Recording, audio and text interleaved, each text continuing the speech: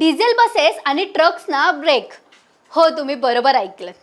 वाढत्या इंधन दरामुळे आणि तेल आयातीवरील अवलंबित्व कमी करण्यासाठी केंद्र सरकार मोठ्या तयारीत आहे.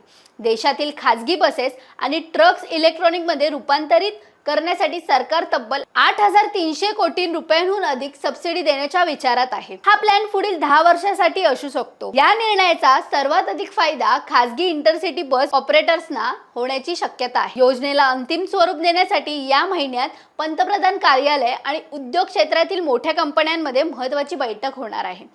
सध्या भारतात आपल्या गरजांपैकी जवळपास 90% कच्चे तेल आयात करतो आणि पश्चिम आशियातील तणावपूर्ण परिस्थितीमुळे इंधन सुरक्षेचा आणि महागाईचा धोका वाढत आहे. त्यामुळे सरकार आता इलेक्ट्रॉनिक वाहनांना मोठं प्रोत्साहन देण्याच्या तयारीत आहे. डिझेलवरून इलेक्ट्रिककडे होणारा हा बदल भारतासाठी गेम चेंजर ठरेल का?